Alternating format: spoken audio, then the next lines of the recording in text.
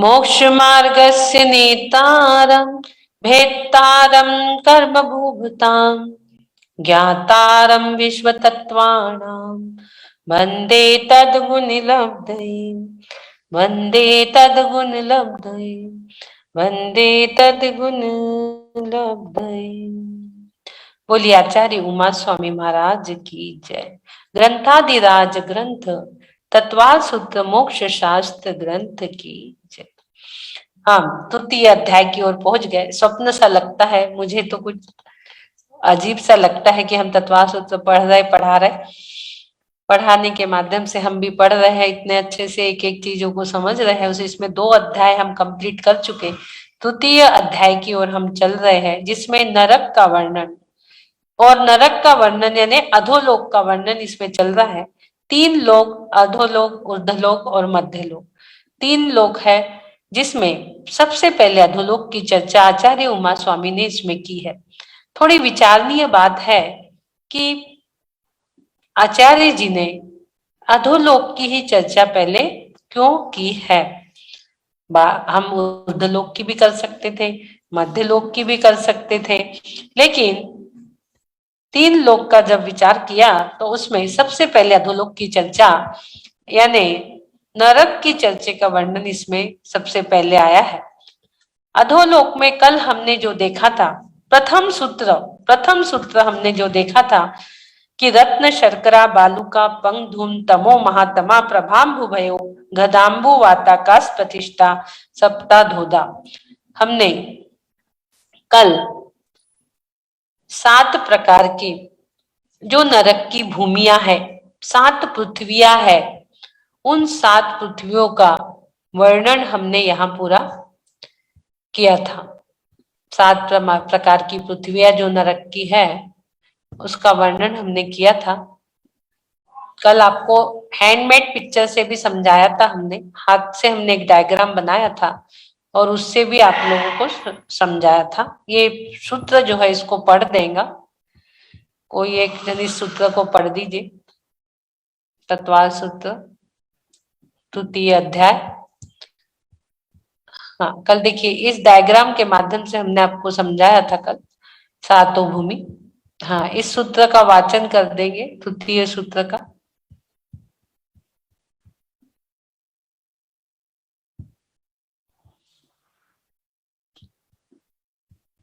जैन भूगोल है, ये ज्योग्राफी है, जैन ज्योग्राफी हमें पता रहनी चाहिए।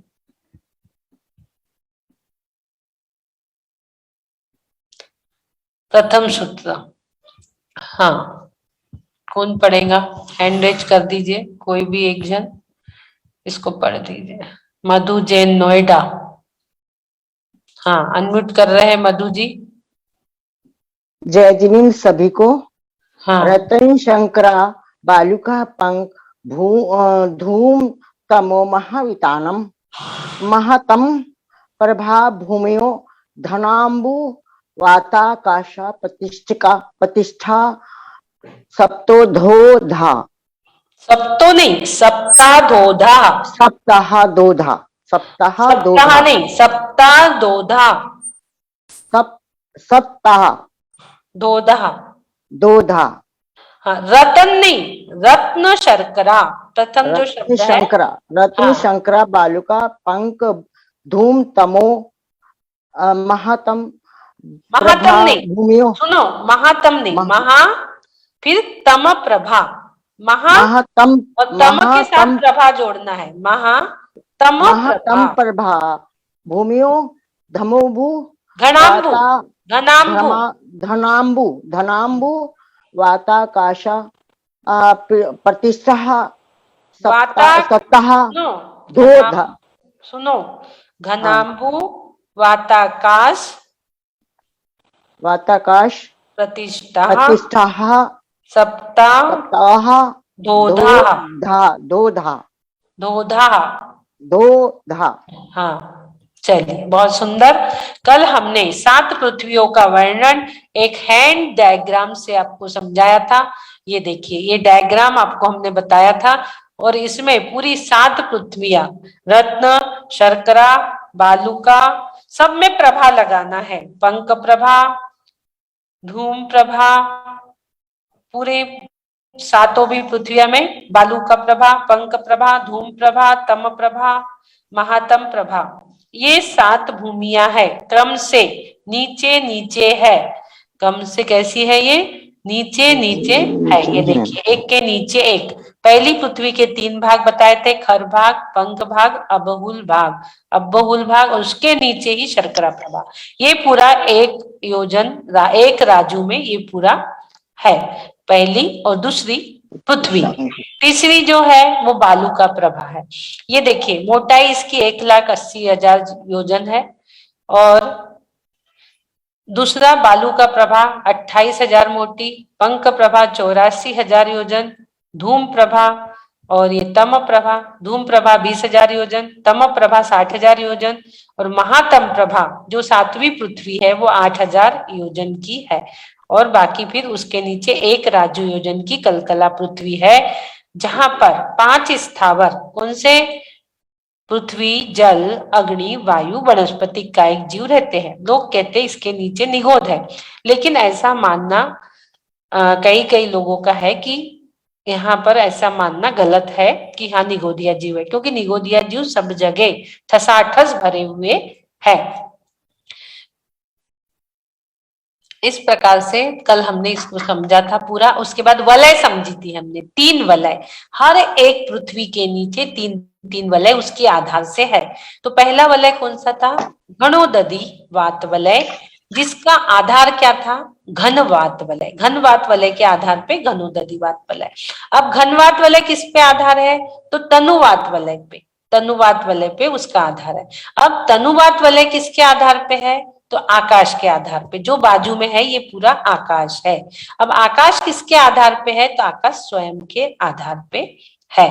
इस प्रकार से हमने कल 7 पृथ्वियां समझी थी। अब हम एक और हैंड डायग्राम आपको बताती हूँ, दूसरा एक और मैंने आज बनाया है आपको समझाने के लिए, ताकि अच्छे से, और आप ये डायग्राम अपने कॉपी में बना लीजिए।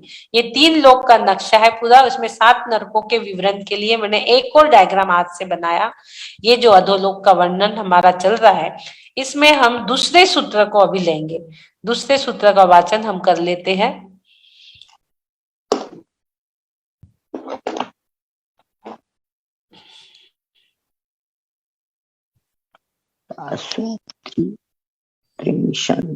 ये देखिए, नरक का कल वर्णन हमने किया था। आगे अब हम चलते हैं द्वितीय सूत्र की ओर।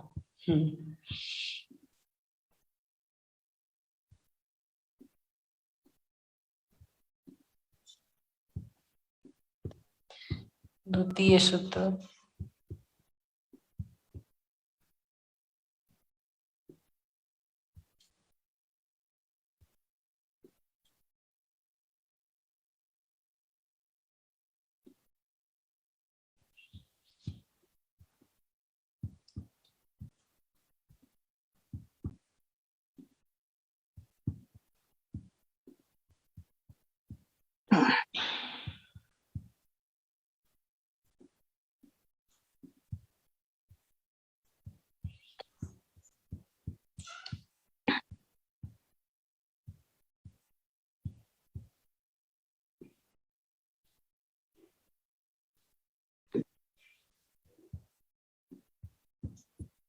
थोड़ा छोटा नहीं होगा।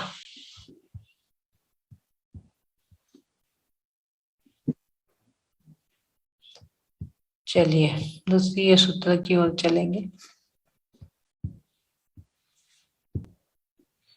पहला होगा, हाँ दूसरा सूत्र, नरकों के बिलों की संख्या। दूसरे सूत्र में क्या है, तृतीय अध्याय के अधोलोक के वर्णन में नरकों की बिलों की संख्या पढ़ेंगे हम द्वितीय सूत्र को।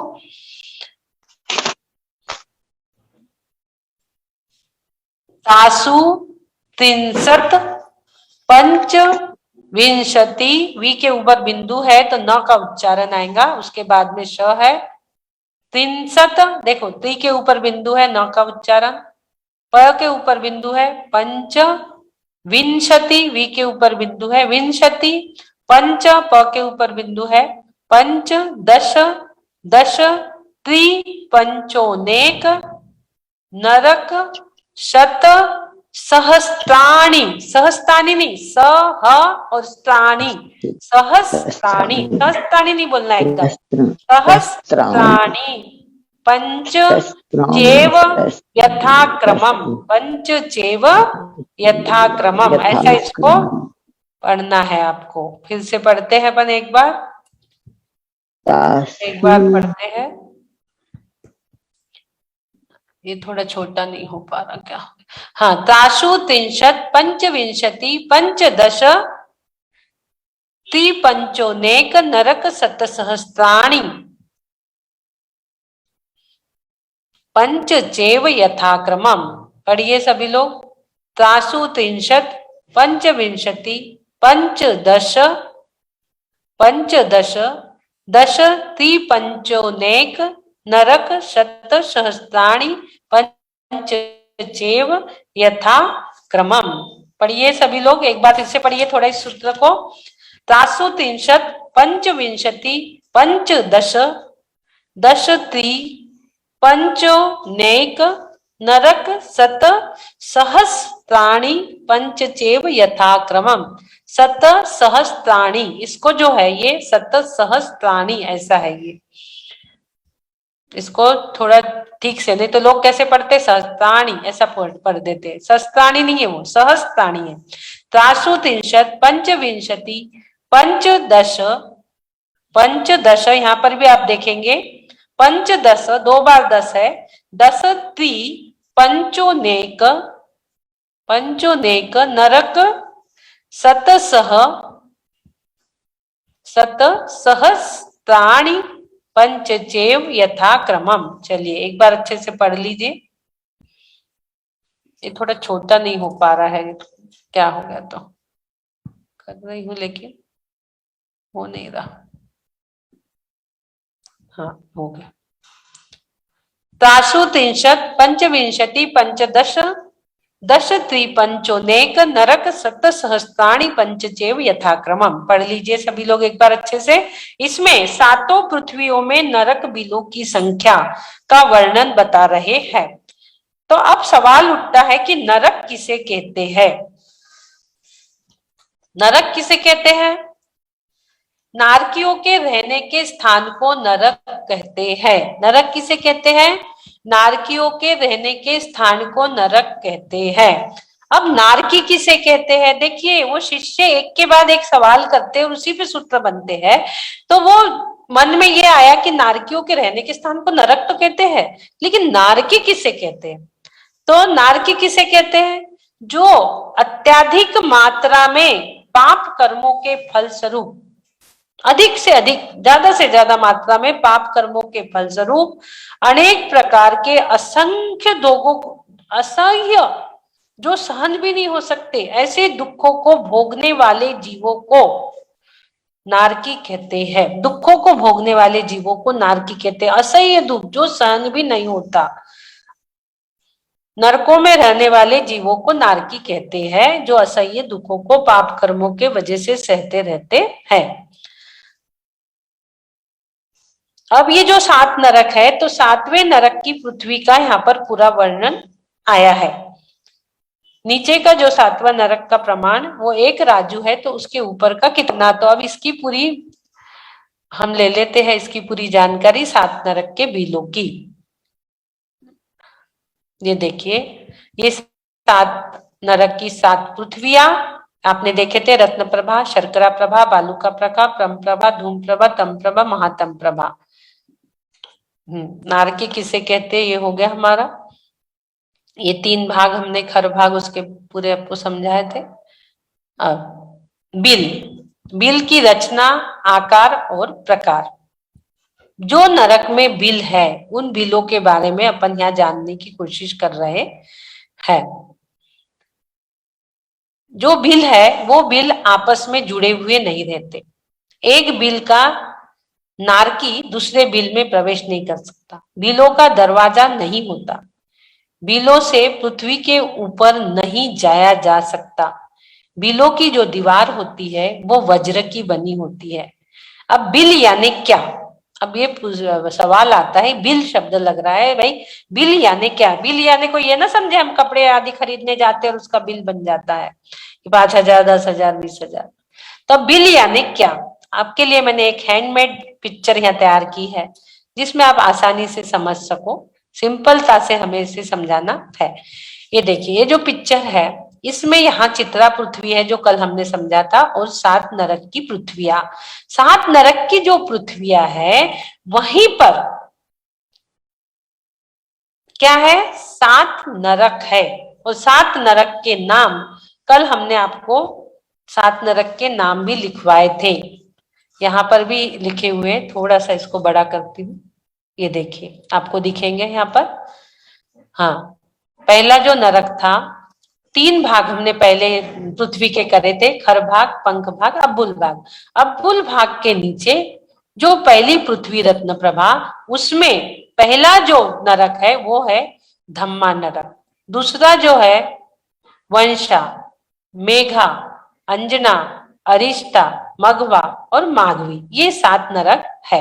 अब हम जो सूत्र पढ़ रहे थे उस सूत्र का मीनिंग अब हम आपको समझाते हैं, तो आपको अच्छे से समझेगा। थोड़े शब्दों से हमने आपको पहले परिचित करवाया क्योंकि इसके शब्द थोड़े से कठिन थे, इसके शब्द थोड़े कठिन थे।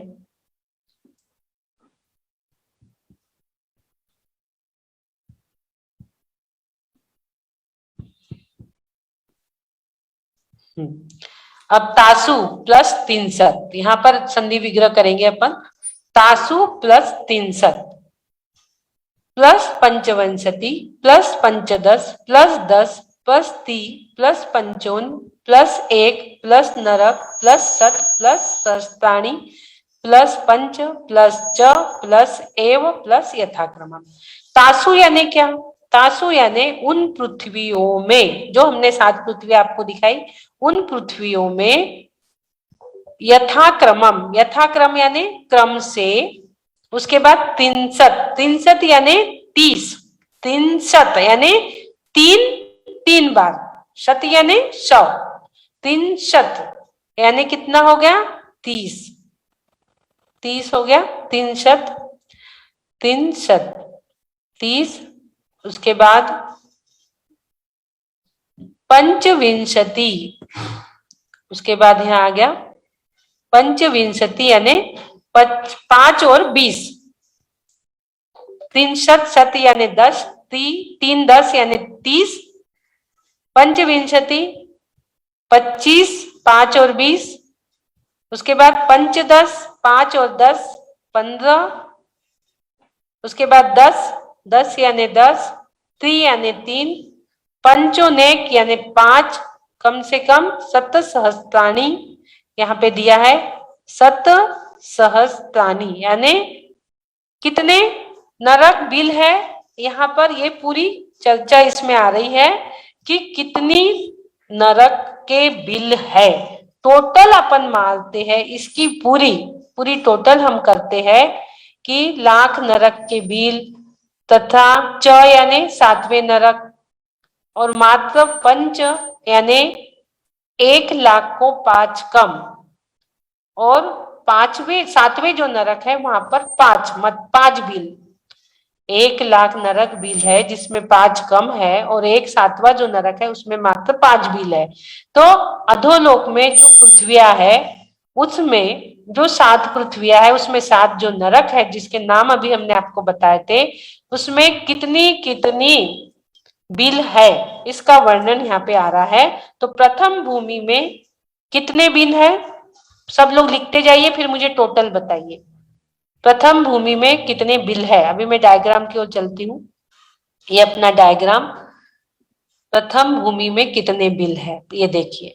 प्रथम भूमि रत्न प्रभा पृथ्वी, पृथ्वी में धम्मा नरक, पहला धम्मा नरक में कितने बिल हो गए? 30 लाख बिल। कितने हो गए? 30 लाख बिल।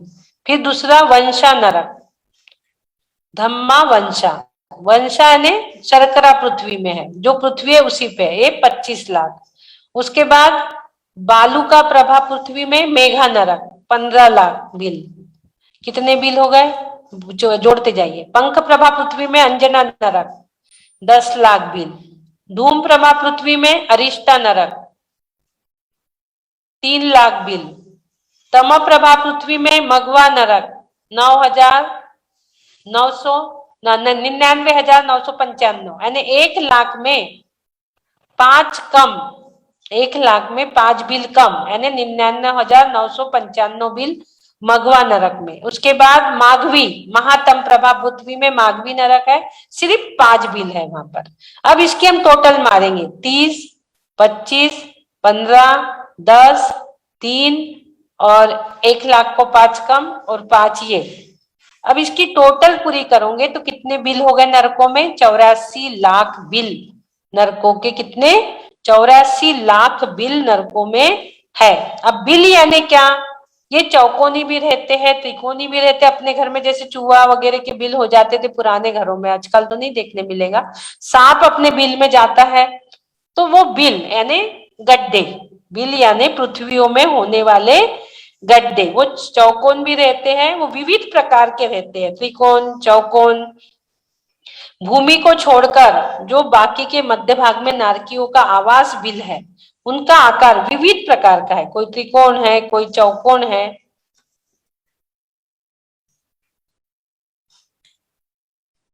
इस प्रकार से यहाँ हमने 84 लाख बिल की बात समझे। आगे अब इन सबके सब भूमि के भीतर में क्या है?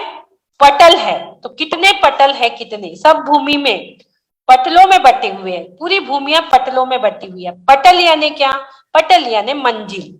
तो प्रथम भूमि में 13 पटल, 13 प्रथम जो भूमि है इसके 13 पटल यानी 13 मंजिल है यहाँ पर। दूसरी वंशा नरक जो पृथ्वी है दूसरी, वो 11 पटल है, इसमें 11 पटल है। तीसरी में 9 पटल है, तीसरी में मेघा नरक में 9 पटल।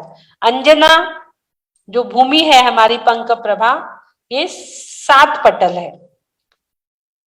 उसके बाद धूम प्रभा जो है यहाँ पर 5वीं में 5 पटल, 6ठी में 3 पटल, तम प्रभा में 6ठी में 3 पटल, और जो 7वीं हमारी भूमि है महातम प्रभा, वहां पर 1 पटल।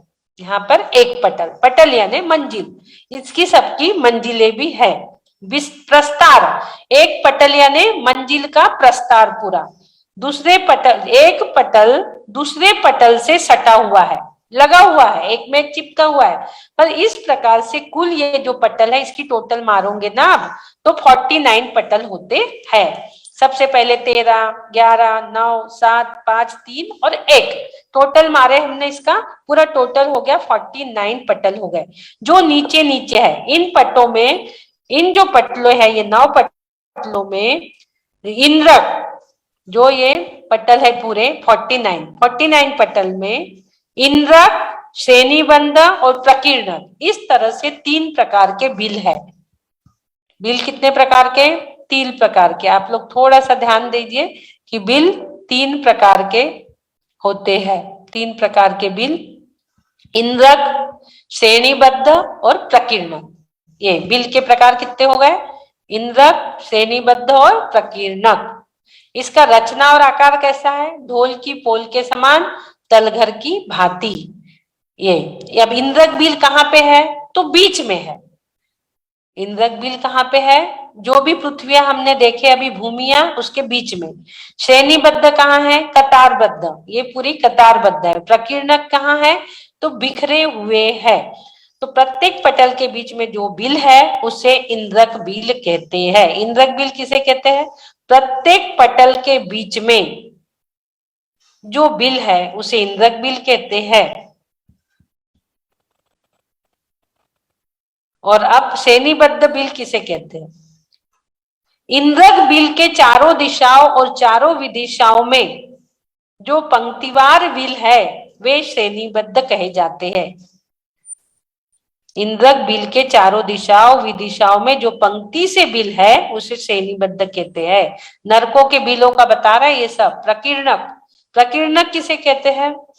दिशा विदिशाओं के अंतराल में बिना क्रम से, कोई वहां क्रम नहीं है, फूलों के समान बिखरे हुए हैं, इधर उधर बिखरे हुए जो बिल है वो प्रकीर्णक है। एक तो बीच में हो गए, दूसरे जो कतार में लगे हैं चारों दिशा विदिशाओं में, तीसरे कोई कतार कोई श्रेणी कुछ नहीं है, इधर उधर फैले हुए हैं, वो प्रकीर्णक हो गए। 3 प्रकार के बिलों का हमने यहाँ वर्णन आपको बताया। जैसे 49 इंद्रक बिलों में से प्रथम जो नरक है पहला, उसमें जो इंद्रक बिल है वे कितने हैं? 45 लाख योजन विस्तार वाला है, 2.5 द्वीप के बराबर। ये 45 लाख योजन का विस्तार कहाँ कहाँ आता है पता है क्या? हमारा मध्यलोक में जो विस्तार है वो भी 45 लाख है जहां हम रह रहे हैं। जो इंद्रक बिल है, ये पहले इंद्रक बिलों में से जो प्रथम नरक का पहला इंद्रक बिल का जो विस्तार है वो भी 45 लाख योजन है, और सिद्ध शिला का जो विस्तार है वो भी 45 लाख योजन है। ये 3 जगह के विस्तार 45 लाख योजन के हैं, बाकी विस्तार जो है वो कम ज्यादा है। तो इस प्रकार से 2.5 द्वीप के बराबर पहला इंद्रक बिल का विस्तार। अब जो उसके बाद है वो उसके ठीक नीचे है, और वो क्रम से घटते घटते जाते हैं 7वें नरक तक, और 7वें नरक का जो बिल का विस्तार है वो 1 लाख योजन है। 7वें नरक का इंद्रक बिल का जो विस्तार, 7वें नरक में जो इंद्रक बिल है उसका विस्तार 1 लाख योजन का है, वो घटते घटते चला गया नीचे नीचे तक, तो 1 लाख योजन बचा। 45 लाख योजन पहले इंद्रक बिल का, और 7वें इंद्रक बिल का 1 लाख योजन।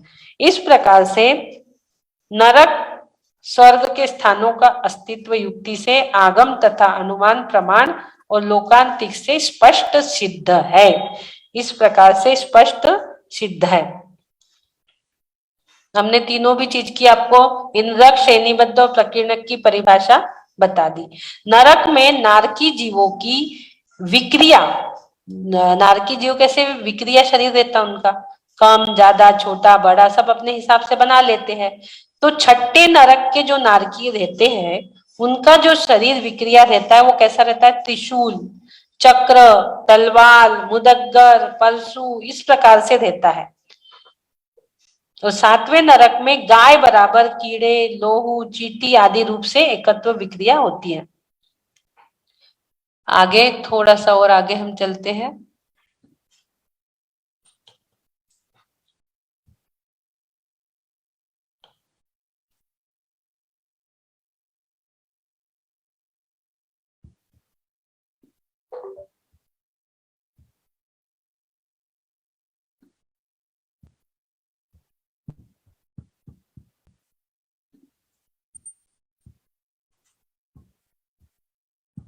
बिलों का दरवाजा नहीं होता, आपस में जुड़े नहीं है, हमने आपको बता दिया। हाँ, अब उष्ण और ठंडी जो चीज हमारे काम की उतनी हम बता रहे हैं कि अब कौन से नरक के बिल में कहां पर कितनी गर्मी और कितनी ठंडी रहती है। पहला नरक, दूसरा नरक, तीसरा नरक, चौथा नरक और 5वां नरक। 5वें नरक के बाद 5.75 की और एरिया ले लो, तो यहां तक पूरे उष्ण नरक है, बहुत गर्मी, इतनी गर्मी की शरीर उनका पिघल के बिखर जाता है। और 5वें नरक के बाद 6ठे नरक का जो थोड़ा सा एरिया बचता है 25, तो 5.25 छठा नरक और 7वां नरक, 75 भाग उष्णता में चला गया 6ठे नरक का, और 5वें नरक के बाद का जो भाग है 75, 4 नरक के बाद 5वें नरक का 75 जो भाग है वो उष्णता में चला गया, 25 जो % है वो चला गया ठंड में। तो 5वें का 25%, फिर छठा और 7वां, यहाँ पर बहुत ठंडी, इतनी ठंड कि आदमी वहां पर बर्फ बन जाता है, इतनी शीत, और यहाँ तक इतनी उष्णता है, यहाँ तक इतनी उष्णता और यहाँ तक ठंडी। अब आगे फिर नारकियों के लेश्याओं का वर्णन है, वो हम आगे फिर बाद में बताएंगे। ये जो स्ट्रक्चर है ये पटल का स्ट्रक्चर है, हमने बोले ना पटल, तो ऐसे उनका स्ट्रक्चर रहता है पटल का, यानी मंजिल का विस्तार इस प्रकार से रहता है। और ये प्रकीर्णक और श्रेणीबद्ध आदि हमने आपको जो बताया वो ये तीनों, ये इंद्रक, श्रेणीबद्ध, प्रकीर्णक, ये सप्तम नरक। यहाँ पे कुल इसकी पूरी टोटल श्रेणीबद्ध बिल, असंख्यात योजन विस्तार, दिशा विदिशाओं में 49, 48, प्रथम नरक, प्रथम पटल, इंद्रक 45 लाख योजन का विस्तार, ये इस प्रकार से इसमें हमने आपको समझा दिया, इतना ही ध्यान में रखिए। बिल का आकार प्रकार कैसे है और कितने हैं, 84 लाख बिल है ये पूरे, आप टोटल मारोगे तो इसके पूरे 84 लाख बिल है। इस प्रकार से हमने यहाँ पर ये आया है ना, जो तासु तासु यानी उन पृथ्वियों में यथाक्रम क्रम से 63, पंचविंशति, 25, पंचदश, त्री, पंचोनेक, शस्त्राणी, ये जो आया है च अथा 7वें नरक में पंच, फिर 5, जो लास्ट में बिल है 7वें नरक में वो सिर्फ 5 है, छठे में जो है 1 लाख कम 5 है। तो ये पूरे सातों की आप टोटल करते हैं तो ये 84 लाख बिल होते हैं, जो यहाँ पर आपको दिख रहे हैं बिल पूरे 7 पृथ्वियों में 84 लाख बिल नरक के है। वहां पर पूरे नारकिया रहते हैं। 30 लाख, 25 लाख, 15 लाख, 10 लाख, 3 लाख, 1 लाख कम 5, 1 लाख को 5 कम और 1 5, इसके टोटल मारोगे तो 84 लाख होती है। टोटल कर लीजिए आप सब, 84 लाख बिल नरकों में रहने के स्थान नारकियों के हैं और वो 3 प्रकार के हैं। उसका आकार भी हमने आपको बता दिया। आपका कल जो पढ़ेंगे हम वो नारकियों के लेश्यादिका, नारकियों की लेश्या कौन सी, हमने 6 लेश्या पहले पढ़े हैं ना, कृष्ण, नील, कापोत, पीत, पद्म, शुक्ल, 6 लेश्या हमने पहले पढ़े हैं। तो अब नारकियों में कौन सी लेश्या होती है ये हम कल पढ़ेंगे। हमने कल जो पढ़ा था वो 7 पृथ्वियां, उनका विस्तार, अधोलोक का पूरा, उसके 3 वलय, कैसे हर एक पृथ्वी के नीचे 3 वलय का आधार है और उनका 20-20 हजार योजन का एरिया, यानी टोटल वात वलय 60 हजार योजन की है। ये हमने कल पढ़ा था। आज हमने क्या पढ़ा कि 7 नरक और उसकी 7 भूमियां, उसके कितने कितने बिल और उसके पटल, उसका मंजिल का विस्तार कितना कितना कितना है, उसके मंजिल, उस पटल यानी मंजिल, नरकों में कितने पटल है 7 नरकों में, वो हमने पढ़े। 49 पटल्स की चर्चा किए, 84 लाख बिलों की चर्चा आज किए। इस प्रकार से वात वलय की भी चर्चा हमने कर ली। हमने अधोलोक के वर्णन को बहुत अच्छे से समझ लिया 2 दिन में। आगे हम नारकियों की लेस्या कौन सी होती है, उन लेस्याओं का वर्णन, शुभ अशुभ कौन सी रहती, 6 लेस्या हमने आपको पहले पढ़ाए हैं। पीत पद्म कृष्ण, कृष्ण नील का, पीत पद्म शुक्ल, कृष्ण नील कापोत, 6 लेस्या हमने आपको पहले एक दिन स्पेशल सेशन लेके पढ़ाए हैं। इसलिए आप लोग के पास डायरी में सब लिखा है, पीछे पलट के उसको पढ़ के आइए आप कल, तो आपको लेस्या समझने में बहुत आसानी होगी कि नारकियों के जीवों की लेस्या कौन सी किस प्रकार की होती है। कल हम तीसरे में नारकियों की लेस्या का वर्णन पढ़ेंगे। बोलिए देवादिनाथ भगवान की जय। कभी भी किसी को अधोलोक में ना जाना पड़े, यहाँ तक मध्य लोक तक हम आ गए, हम और ऊपर ही ऊर्ध्वगमन करें, इसी भावों के साथ अपनी वाणी को विराम देती हूँ। इन्हीं भावों के साथ अपनी वाणी को विराम देती हूँ। बोलिए देवादिनाथ भगवान की जय। द्वादशांग जिनवानी माता की जय जय जय। जिनवानी स्तुति। जाबानी के ज्ञान से सूझे लोकालोक, सो वाणी मस्तक नमो सदा देत हूँ धोख। हे जिनवानी भारती तो हे जपू दिन देन, जो तेरो शरणा गए सो पावे सुख चैन। देव बजो अरिहंत को गुरु सेवा निर्गन, दया धर्म पालो सदा यही मोक्ष का पंथ। दया धर्म पालो सदा यही मोक्ष का पंथ। प्रतिक्रमण करा रहे क्या?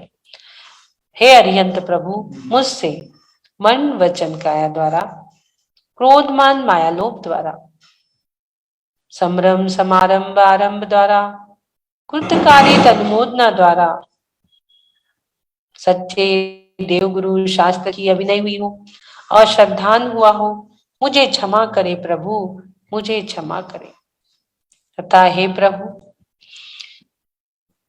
एकेंद्री से लेके पंचेंद्री तक किसी भी जीव की विराधना हुई हो, किसी भी जीव का दिल दुखा हो, घात हुआ हो, उनके शरीर में मेरे वजह से आदि व्याधि पहुंची हो, मुझे क्षमा करे प्रभु, मुझे क्षमा करे।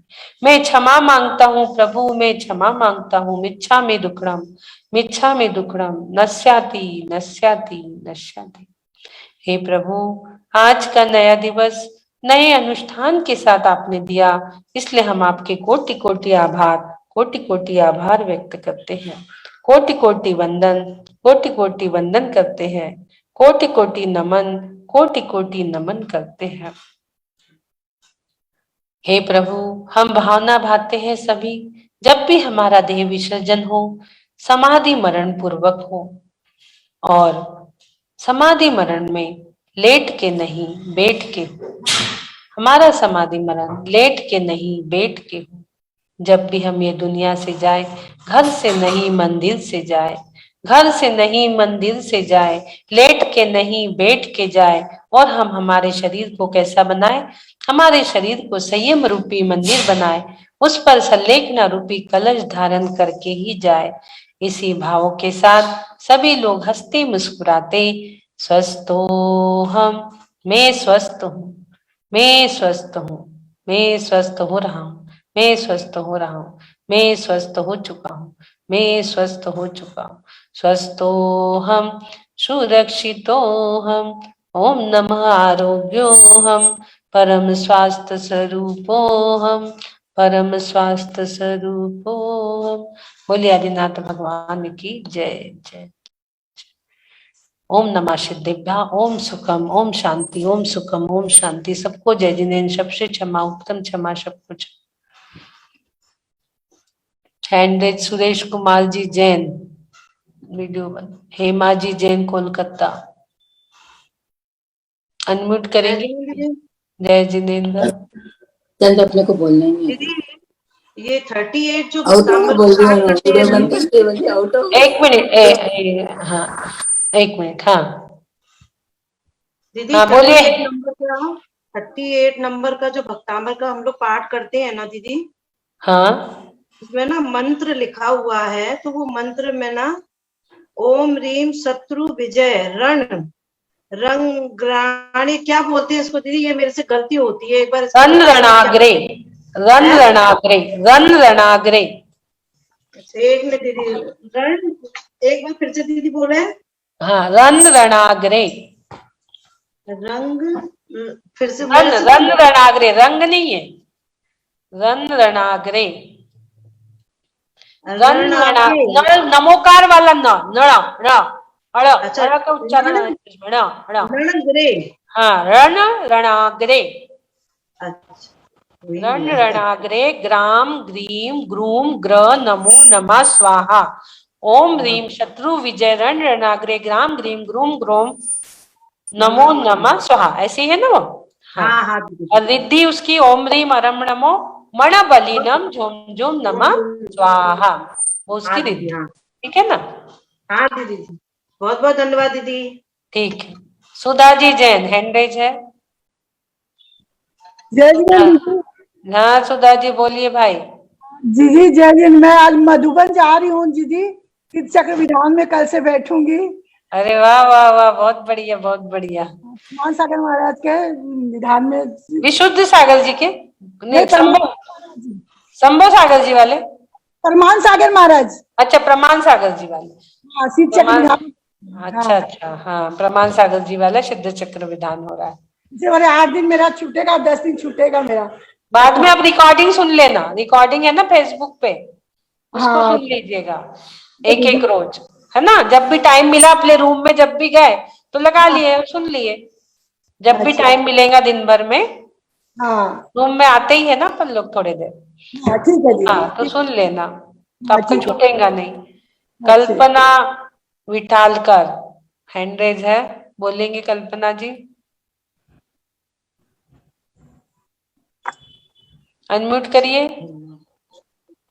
कल्पना जी, अनम्यूट करिए। हाँ बोलिए।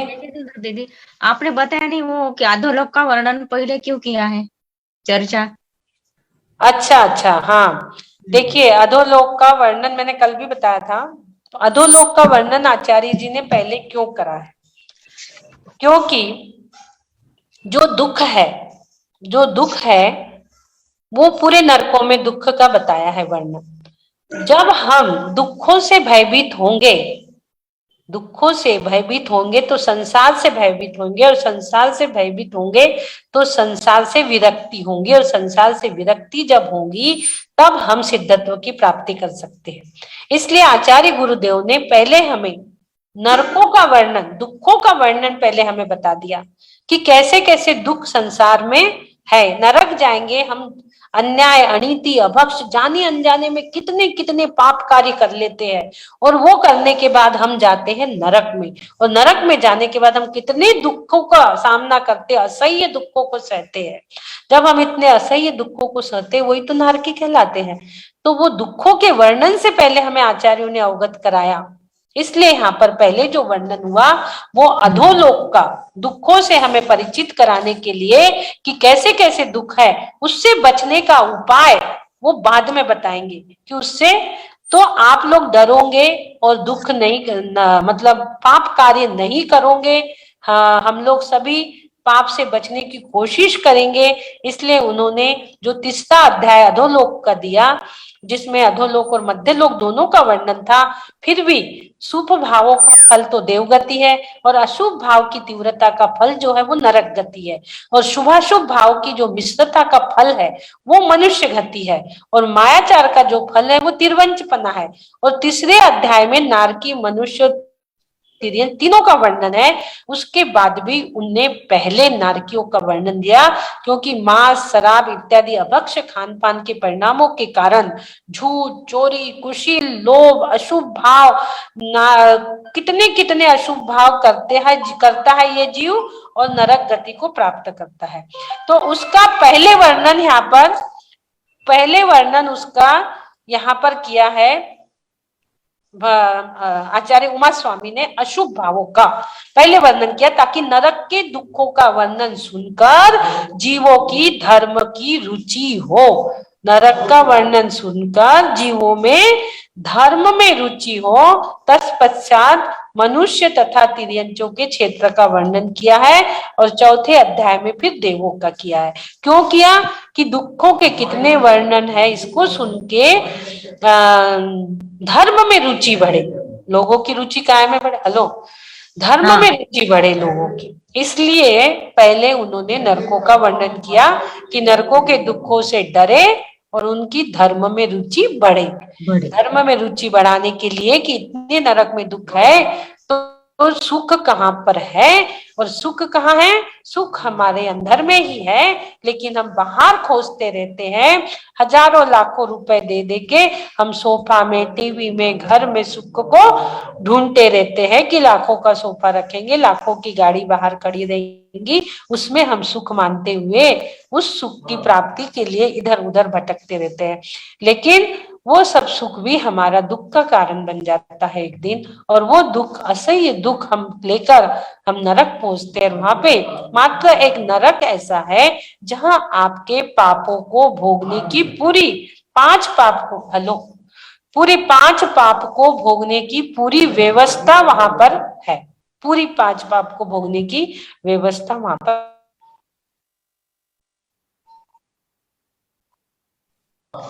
5 पाप को भोगने की पूरी व्यवस्था नरक में बनाई है। हिंसा, झूठ, चोरी, कुशील, परिग्रह। सबसे बड़ा पाप इसमें कुछ है तो कौन सा है? परिग्रह।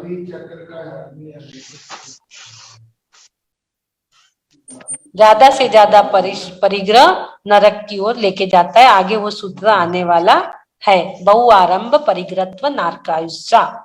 ये सूत्र आगे आपका आएगा कि बहुआरंभ, बहु परिग्रह से हम कहाँ पहुंच जाते हैं? नरक पहुंच जाते हैं। अल्प आरंभ अल्प परिग्रह मनुष्य। मनुष्य पर्याय कहाँ से मिलती है?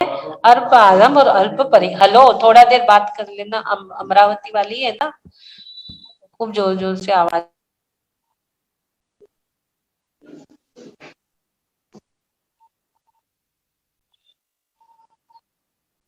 समझा आपको? हाँ, समझा दीदी, समझ गया ना आपको? पूरा समझ गया अच्छे से? पूरा नरक का वर्णन अधोलोक में जो वर्णन किया गया है, अधोलोक में पूरा नरक का वर्णन, और उसका पहले इसके लिए कि दुखों से भयभीत हो और धर्म में रुचि बढ़े और सुख की ओर भागे। तो सुख क्या चीज है, इसका वर्णन भी आगे आएगा। अभी मध्यलोक का भी वर्णन आएगा। पहले हमें नारकियों की लेस्याओं का वर्णन हमें कल पढ़ना है। उसके बाद हमें मध्यलोक का और फिर ऊर्ध्वलोक का देवों का वर्णन भी इसमें आएगा। इस प्रकार से आज हमने, आपका क्लियर हो गया ना पहले क्यों लिए, वो बताना मैं कल बताया था थोड़ा सा, हो फिर गया। आज बता दी। हाँ? क्या कर नहीं दिख नहीं नहीं, अनिला गगवाल जी का हैंड रेज है, क्या होगा? हेलो दीदी, जय जिनेन्द्र। जिनेन्द्र, अनिला जी बोलिए। आपने जो बिल के 3 प्रकार बताए ना, इंद्रक, श्रेणीबंध और प्रकीर्णक, हाँ, उसकी व्याख्या रिपीटेशन एक बार कर दो ना। मैं लिखते लिखते वो इंद्रक बिल की व्याख्या, प्रकीर्णक, अच्छा, तीनों की व्याख्या फिर से लिखवा दूं? हाँ, चलिए, थोड़ी थोड़ी लिखिए आपसे, तो ऐसा हो गया। अच्छा, जल्दी जल्दी कोई बात नहीं, आप एक बार और लिख लीजिए। इंद्रक बिल किसे कहते हैं? सभी बिलों के ठीक मध्य के बिलों को इंद्रक बिल कहते हैं। जो बिल है सभी 84 लाख बिल, उसके मध्य के बिलों को इंद्रक बिल कहते हैं।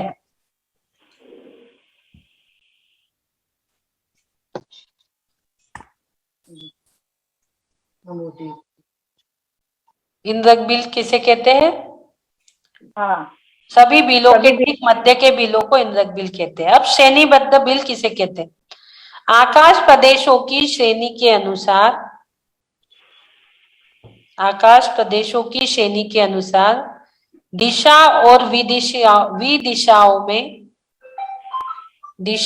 विदिशाओं में स्थित बिलों को श्रेणीबद्ध बिल कहते हैं।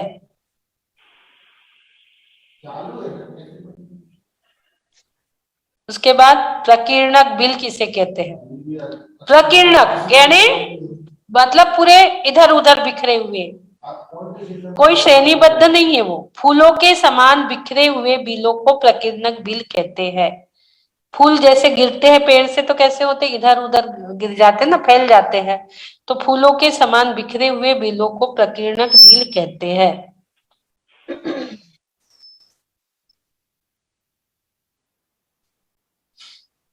तीन प्रकार के बिल, इंद्रक बिल, श्रेणीबद्ध बिल, प्रकीर्णक बिल, वो तीनों की परिभाषा बहुत सुंदर आप लोग ने। और आगे और क्वेश्चन है किसी के? अनिला जी होगी, मितांश, इनका भी कोई हैंड रेज है? हाँ बोलिए। हाँ दीदी, हाँ दीदी, मेरे को ये विषय छोड़ के अलग प्रश्न है, पूछू क्या? जय जिनेन्द्र। हाँ कोई बात नहीं, कोई बात नहीं, पूछिए। वो मेरे भांजे ने पूछा, मुझे जवाब नहीं देते आया। पार्श्वनाथ भगवान को कुछ गलती न होने के बावजूद भी हर समय उनको उपसर्ग क्यों हुआ है? देखो, पार्श्वनाथ भगवान 2 भाई थे, एक कमठ का जीव बना और एक उनपे उपसर्ग कर रहा। हाँ, वो कमठ का जीव उनपे उपसर्ग करते रहा, तो कुछ गलती नहीं थी ऐसा हम नहीं बोल सकते। उपसर्ग कब आते हैं? हमारे जो पुराने कर्म रहते हैं वो ही हमारे कर्म के वजह से हमारे ऊपर उपसर्ग आते हैं, ऐसे ही नहीं आते। वो भाई भाई का इतना वैर हो गया था दोनों भाई में कि वो 7 भाव तक एक दूसरे का बैर लेते रहे, वो पूरे। हाँ, वो कभी सर्प बने, कभी सिंह बने, कभी कुछ बने, और उनको कभी भाला से मारा, कभी राक्षस बने, कोई भाव में कुछ बने, कोई भाव में कुछ बने, ऐसा उनका भाव, पूरा बैर उनका 10 भाव तक पूरा बैर पार्श्वनाथ भगवान का चलता रहा। कोई दूसरे ने नहीं करा, उनका वो भाई था, और वो उनका बैर होने के कारण दोनों भाई में बैर हो गया। एक तो भगवान के राह पे चला गया, एक चला गया राक्षस के, क्योंकि उनके जो भाव में था, जिस भाव में उनकी पलटना हुई थी, वहां उनको राज्य को लेकर लड़ाई हो गई थी दोनों में। एक भाई अच्छा नहीं था तो उसको राज्य नहीं दिए, एक को राज्य दे दिए थे, तो उसको गुस्सा आ गई थी और उसको लगा कि ये मेरे साथ अत्याचार अनाचार हो रहा है। ये 10वें भाव के पहले की बात है। तो फिर दोनों भाइयों में इतना विरोध हो गया, दोनों भाइयों में इतना लड़ाई की बात हो गई। फिर तो वो जो कमठ का जीव था वो जो बना वो एक पार्श्वनाथ बना और एक भाई बना राक्षस। ऐसे एक के बाद एक वो हर समय अपने परिणाम अशुभ करता, अपने अशुभ परिणाम करता, उनसे बदला लेता।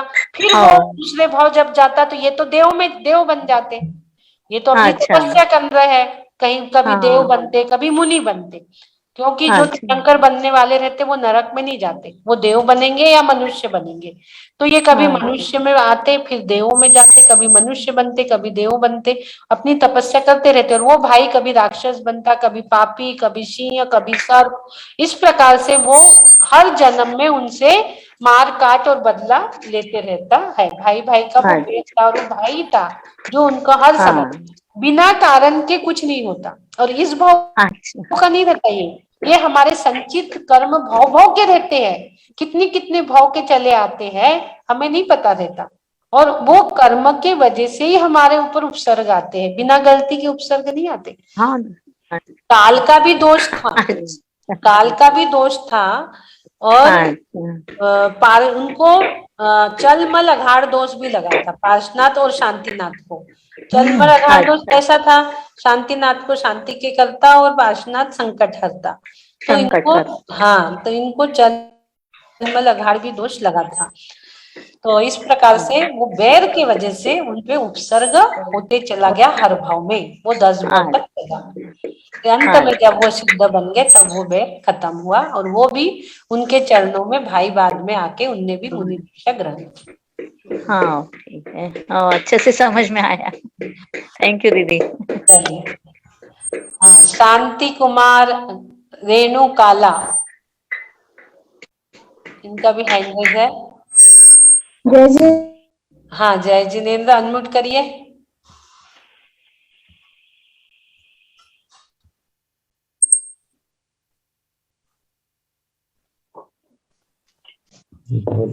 दीदी हमने पढ़ा था कि रावण का जीव और राजा श्रेयांश का जीव भविष्य में तीर्थंकर बनेंगे। हाँ, तो आने वाली 24 जो है।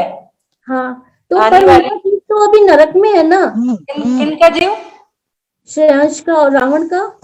देखो, राजा श्रेयांश को नरक का बंध हुआ था, सैनिक राजा को। राजा श्रेयांश नहीं, वो सैनिक राजा है जिसकी बात आप कर रहे हैं ना, जिन्होंने यशोधर मुनि के गले में सर्प डाला था। हाँ दीदी। राजा सैनिक ने, तो उनको 7वें नरक का बंध हुआ था। और 7वें नरक की आयु कितनी है? 33 सागर। फिर उन्होंने क्या किया? पश्चाताप किया। कब पश्चाताप किया? जब यशोधर मुनि ने उन्हें चेलना रानी जो थी वो गई थी सर्प निकालने। उसको याद आया कि मेरे पति ने बताया कि मैंने तो तुम्हारे मुनि के गले में सर्प डाला है। तो चेलना रानी थोड़ी शक्कर लेके गई, अरे वहां तो चींटी हो गई होंगी, और गले से मुनि महाराज के सर्प निकाला। मुनि महाराज तपस्या में थे, वो तो अपने उपसर्ग आया तो वो दूर नहीं करते, अपने आप वो होता है। तो चेलना रानी वहां गई सर्प निकालने के लिए और शक्कर लेके गई। वो चीटियां भी हो गई होंगी, बोले मरा हुआ सर्प है। चीटियां आजू बाजू शक्कर डाली ताकि चीटियां उस पे आ जाए, सर्प भी निकाला गया। तो जो राजा सैनिक थे उनने देखे कि महाराज जी के पास गए, दोनों ने जब दर्शन किया, उनको पश्चाताप हुआ राजा सैनिक को। और जब दोनों ने महाराज जी के दर्शन किए तो महाराज जी ने दोनों को एक जैसा आशीर्वाद दिया, स्वस्तिरस्तु, दोनों को कि धर्म वृद्धि भाव। जैसे ही दोनों को एक जैसा आशीर्वाद दिया तो राजा सैनिक के भाव पलट गए। तत्क्षण उनको सम्यक दर्शन की प्राप्ति हो गई कि मैंने इतनी बड़ी गलती किया, इतने दुख दिया, मरा हुआ सर्प गले में डाला और इन्होंने दोनों को एक जैसा आशीर्वाद दिया। ये देख के उनको तत्क्षण सम्यक दर्शन की प्राप्ति हो गई। उन्होंने भगवान महावीर के समूह शरण में 60,000 प्रश्न किए और वो 60,000 प्रश्नों के आंसर ही ये है जो हम जिनवानी पढ़ते हैं। उन्हें पश्चाताप हुआ और उनको सम्यक दृष्टि थे। फिर वो तो उनकी जो आयु थी 33 सागर की, 7वें नरक का बंद हो गया था, वो घट के उनकी आयु घट के 84,000 वर्ष की रह गई। अब 84,000 वर्ष जब खत्म होंगे ना, तीसरा काल आते हुए, जब तीसरे काल में, चतुर्थ काल में जब तीर्थंकर बनते हैं, जब तक उनकी आयु रहेंगी क्योंकि 21,000 वर्ष के ये है हमारे छठम काल जो आएगा ना, ये अभी पंचम काल 21,000, छठम काल 21,000, फिर छठवा और पांचवा 21,000, ये कितने हो गए? 21, 21, 21, 84 हो गए। तो जैसे ही चतुर्थ काल लगेगा फिर इसके बाद ये उल्टा घूमता है ना, 6 काल, 1 2 3 4 5 6, फिर 6 के बाद 6 5 4 3 2, ऐसे अवसर्पणी कुंडा अवसर्पणी काल ऐसे घूमते हैं। 10 कोड़ाकोड़ी सागर के 10 कोड़ाकोड़ी सागर यानी 20 कोड़ाकोड़ी सागर का ये चक्र देता है। तो ये छठम काल खत्म होगा जहां इतने दुख रहेंगे, उसके बाद फिर छठम काल आएगा, फिर पंचम काल आएगा, यहाँ से उल्टी चलने लगती है। छठम काल के बाद फिर पंचम, फिर चतुर्थ। तो ये जो 84 लाख वर्ष है, 84,000 वर्ष है, ये 84,000 वर्ष खत्म होंगे तब प्रथम तीर्थंकर पद्म प्रभ नाम के आने वाले 24 में बनेंगे। तो ये राजा सैनिक का जीव तीर्थंकर बनेगा और राम का जीव भी तीर्थंकर बनेगा आने वाली 24 में, क्योंकि राम जो है वो तद्भव मोक्षगामी है, उन्हें मोक्ष की प्राप्ति हो गई थी राम को, तद्भव मोक्षगामी है वो आने वाले वे भी तीर्थंकर बनेंगे, राम भी। उन्होंने क्या आप क्या पूछ रहे थे? रावण का पूछ रहे थे? हाँ दीदी। अच्छा, रावण का, मैं सोची राम का। हाँ, तो रावण का जो आप पूछ रहे हैं कि रावण कैसे, देखिए रावण का जीव तीसरे नरक में है अभी और सीता का जीव 7वें नरक में है। रावण के जीव को बहुत, रावण की भक्ति बहुत थी, रावण की इतनी भक्ति थी, एक बार भक्ति करते करते जब युद्ध चल रहा था तो इनके बीच में अष्टानिका पड़े, और जब अष्टानिका पड़े तो उसने युद्ध रोक दिया था कि अष्टानिका पर्व में मुझे भक्ति करना है, प्रभु की भक्ति उसको करना था, पर अंदर थोड़ा छल कपट भी था, उसके मायाचारी भी थी कि मुझे राम को पराजय भी करना है, लेकिन भक्ति बहुत थी राम के पास, और भक्ति सम्यक दर्शन में निमित्त है। रावण के पास भक्ति बहुत थी और भक्ति सम्यक दर्शन में निमित्त है। जब रावण भक्ति कर रहा था तो कहने में आता है कि उसके तार, उसके वीणा के तार टूट गए थे और उसने हाथ से नस निकाल के वो वीणा में तार लगा दिया था, और उसको पता भी नहीं था कि उसने अपने हाथ की नस काट के, नस को खींच के तार बना के भक्ति कर रहा। उसकी भक्ति अटूट थी। वो छल कपट मायाचारी के वजह से नरक गया, लेकिन सीता के जीव ने रावण को तीसरे नरक में जाके संबोधन किया कि जागो, तुम ये नहीं हो जो यहाँ है, तुम्हारे अंदर अपार भक्ति है। संबोधन उनने की सीता के जीव ने, और उनको सम्यक दर्शन की प्राप्ति हुई। सम्यक दर्शन तो चारों गतियों में कहीं भी हो सकता है। तो सीता जी ने रावण का भी, लक्ष्मण का भी संबोधन किया, तीसरे नरक में लक्ष्मण है, और रावण का भी, रावण का उनने वहां पे संबोधन किया और उन्हें सम्यक दर्शन की प्राप्ति हुई। क्योंकि सम्यक दर्शन तो निर्सर्गज अधिगमज दोनों भी होता है, स्वभाव से होता है। जो पूरब के स्वभाव हम लेके आते हैं, पूरब के फल, उसके लिए यदि हम थोड़ा सा कोई भटक रहा है तो उसका स्थितिकरण करना पड़ता है। स्थितिकरण किसने किया? वो किया सीता के जीव ने किया, क्योंकि तीसरे नरक तक जाने की छूट है।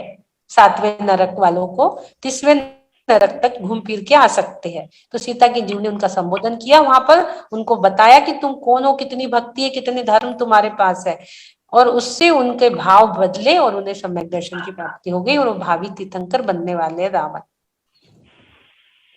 ठीक है दीदी, बहुत बहुत धन्यवाद दीदी। जितना मुझे पता है उतनी मैं कोशिश कर रही हूँ। तो इतना ज्ञान चाहिए हमें भी ज्यादा। जितना पता है उतना मैं बताने की, कितना नहीं कर सकते हम भी।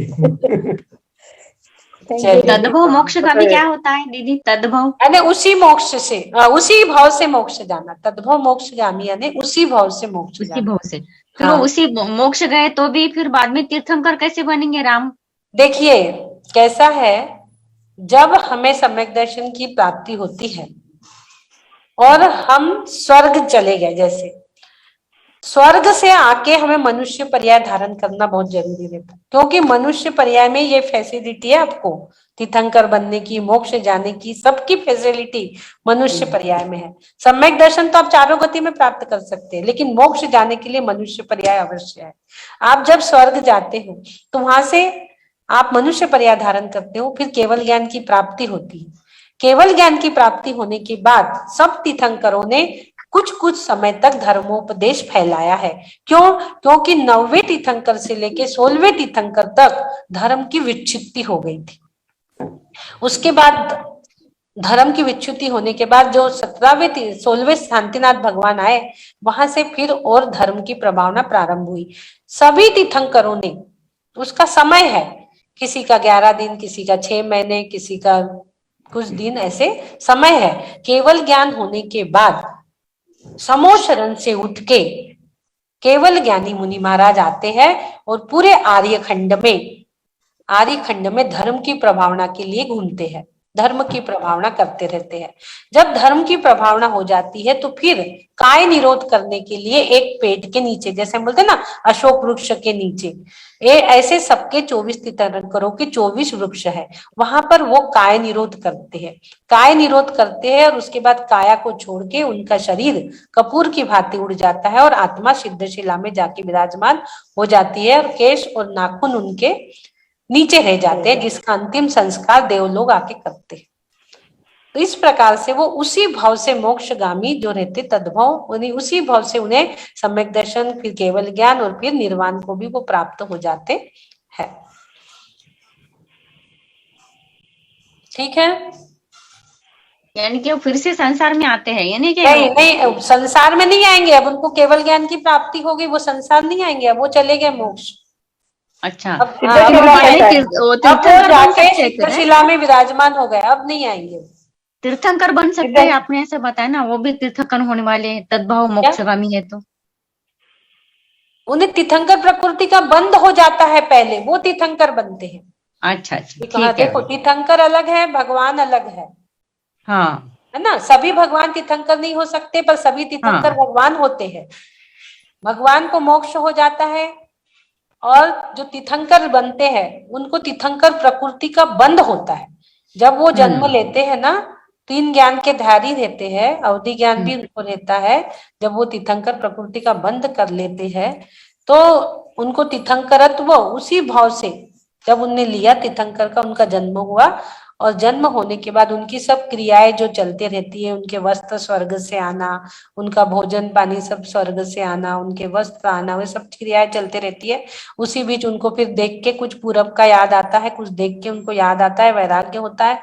वैराग्य होने के बाद वो अपने आप ही, तीर्थंकर को कोई दीक्षा नहीं देता, वे स्वयंभू रहते हैं, स्वयं अपने आप को दीक्षा लेते हैं। वो किसी के सामने वो सर नहीं झुका सकते, सिर्फ त्रिलोकीनाथ के सामने।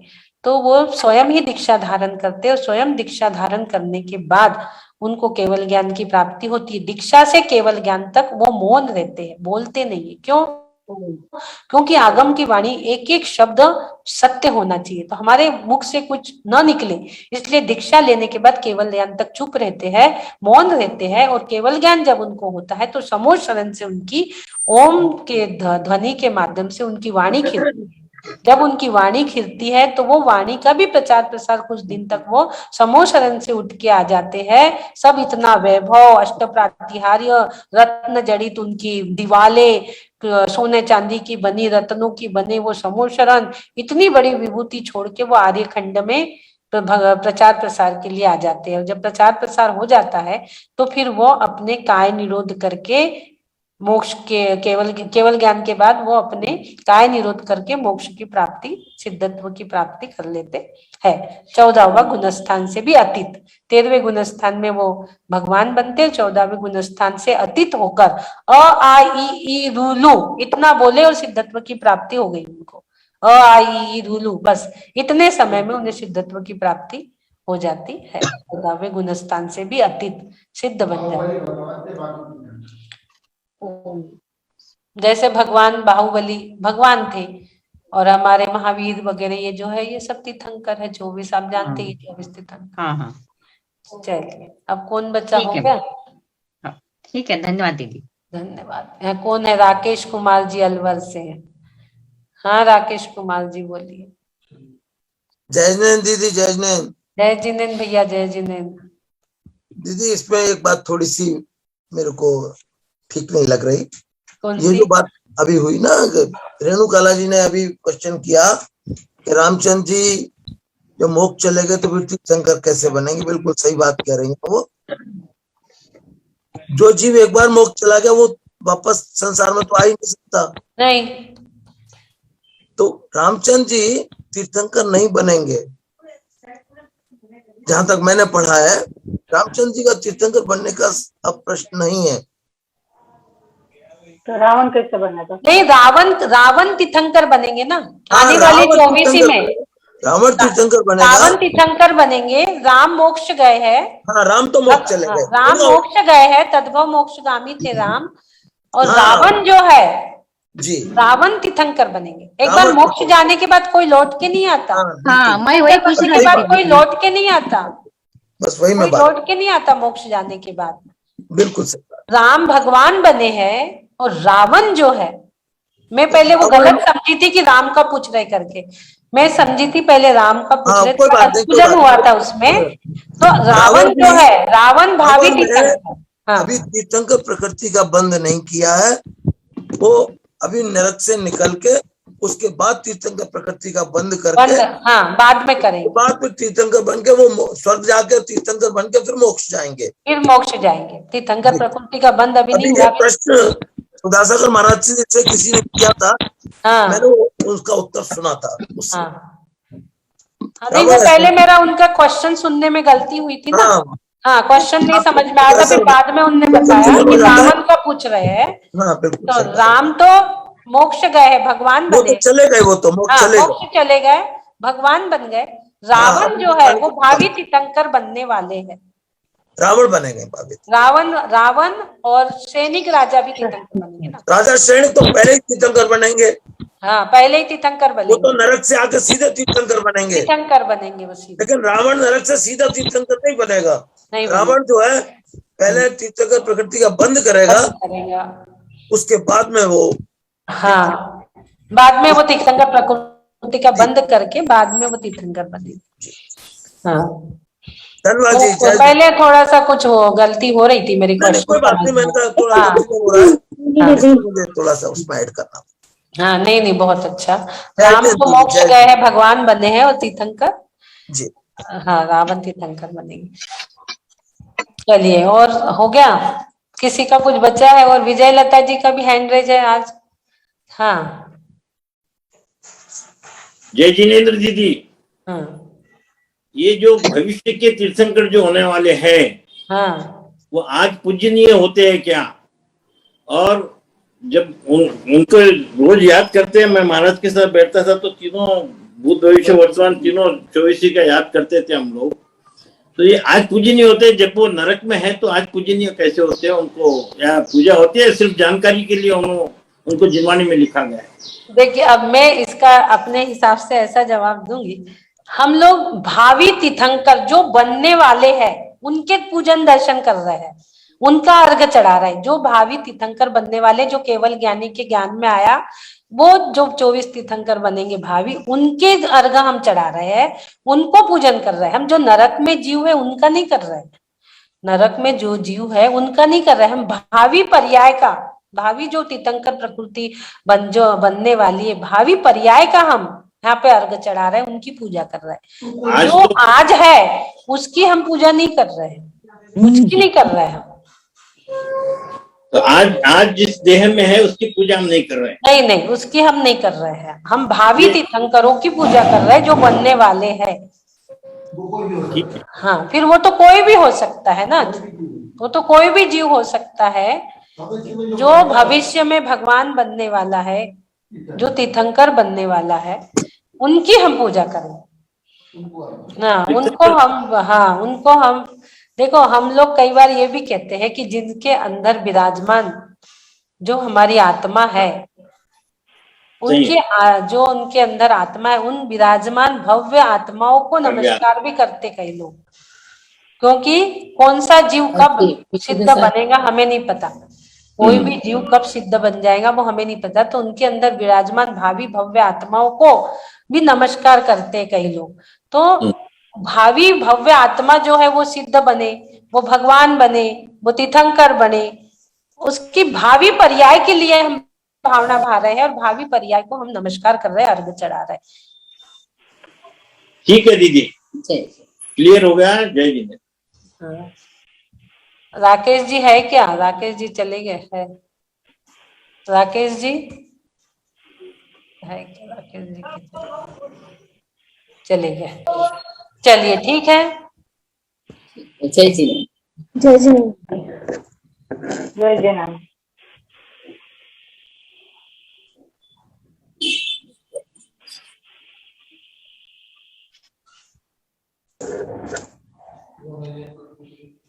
1 मिनट, कौन रह गया? मोना जैन रह गए क्या?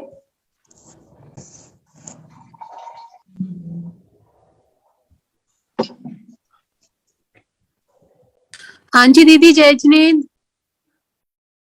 आवाज ही नहीं कर रही। हाँ बोलिए। जय जिनेंद्र दीदी। हाँ जय जिनेंद्र। दीदी मेरा एक प्रश्न है कि नमोकार मंत्र में जब अरिहंत भगवान को सिद्ध भगवान सबसे ऊपर माने जाते हैं, तो उसमें सबसे पहले अरहंतों को ही क्यों नमस्कार किया गया है? अच्छा देखिए, बोलते ना गुरु गोविंद दो खड़े काके लागू पाए, तो हमें अरिहंत भगवान ही गुरु है हमारे, और वो हमें सिद्ध तक जाने का रास्ता वो ही बताते हैं। अरिहंत भगवान हमें सिद्ध तक पहुंचाते हैं, इसलिए पहले अरिहंत भगवान यानी गुरु को नमस्कार किया गया है। पहले अरिहंत भगवान जो गुरु है हमारे, वो हमें सिद्धत्व का रास्ता बताएंगे। सिद्ध भगवान सिद्धशिला में विराजमान है, उन तक हम कैसे पहुंचे, हम अपने कैसे सिद्धत्व बने, इसके लिए हमें रास्ता कौन बताएगा? अरिहंत भगवान बताएंगे हमें। तो अरिहंत भगवान को पहले रखा गया है, गुरु को पहले महत्व दिया गया है। गुरु बिना ज्ञान कहारे, गुरु बिना ज्ञान कहारे, और गुरु गोविंद दोनों खड़े काके लागू पाए। गुरु के पैर पहले पड़ते हैं लोग, गुरु ही हमें भगवान को पहुंचाते, इसलिए अरिहंत भगवान को पहले रखा गया है। ठीक है। ये आज बहुत सारे क्वेश्चन हो गए, अच्छा रहता है ऐसे बीच बीच में होते हैं, तो थोड़ी सी चीजें क्लियर हो जाती है कुछ। दीदी एक बात और पूछनी थी। जैसे हमारे यहाँ इस टाइम पातक चल रहा है। क्या चल रहा? पातक। हाँ।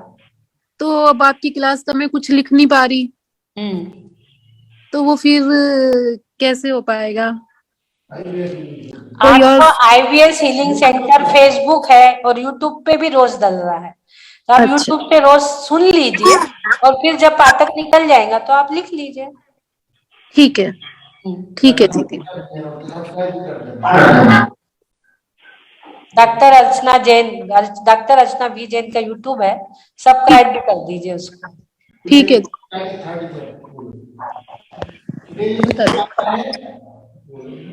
प्ले लिस्ट में जाना, उसमें यूट्यूब में खोल के दिखा रहे थे ना, तो यूट्यूब में कैसे जाते हैं मैं दिखा रही हूँ आपको खोल के। 1 मिनट यूट्यूब खोल देती हूँ, तो आप लोग समझ जाएंगे सब लोग। अरे वो शेयर नहीं करिए, 1 मिनट शेयर करना पड़ेगा, दिखेगा नहीं।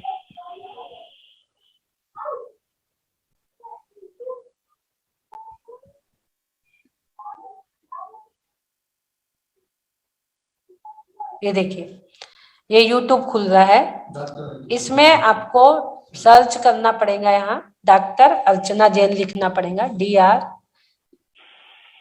ये आ गया डॉक्टर अर्चना जैन नागपुर, ये आ जाएगा। इसको खोलो, ये आपने खोल लिए, ये दिख रहा है ना आपको पिक्चर अर्चना जैन का, इस पे क्लिक करिए। ये क्लिक कर दिए, अब इसमें प्ले लिस्ट आ रही, देखिए होम वीडियो, ये प्ले लिस्ट में जाइए। प्ले लिस्ट में जाने के बाद आपको सारी चीजें मिलेंगी इसमें। तो ये देखो तत्वार सूत्र मिलेगा, अब साधु समागम मिलेगा, IVS में IVS बेंच के प्रोग्राम मिलेंगे, और मौन साधना का मिलेगा, कलकत्ता का प्रोग्राम, कल्चरल प्रोग्राम मिलेंगे, ट्रेजर मिलेगा, USA वर्कशॉप, ये पूरे डले हुए पूरे प्रोग्राम इसमें डले हुए।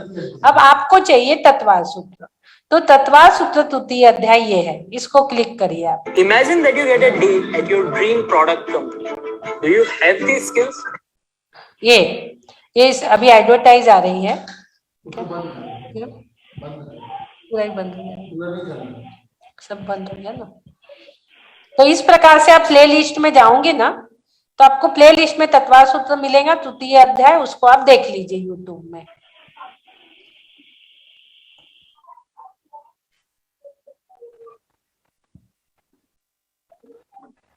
नागपुर, फिर इस पे क्लिक कर दिया आपने, फोटो पे क्लिक कर दिया। अब ये प्ले लिस्ट आ गई। प्ले लिस्ट में अब ये तत्वार सूत्र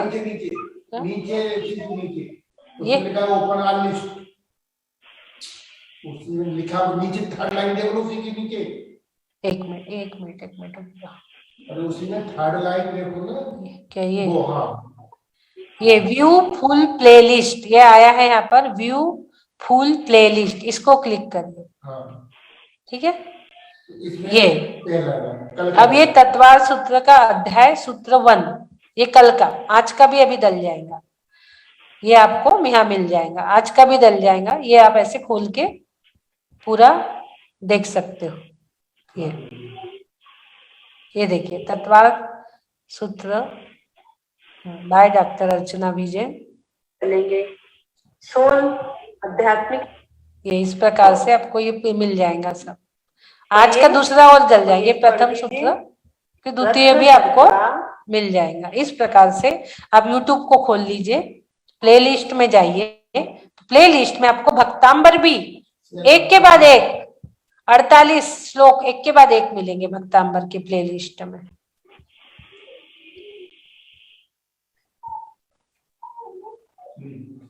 ठीक है, चलिए एंड करते, बोलिए महावीर भगवान की जय।